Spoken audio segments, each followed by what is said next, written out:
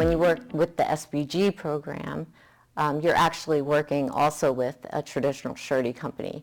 The SBG partners with over 40 surety companies, and the SBG guarantees 80 to 90% of each bond that's written, and that gives the surety company more comfort with backing the bond, which allows them to provide more flexibility for the contractor.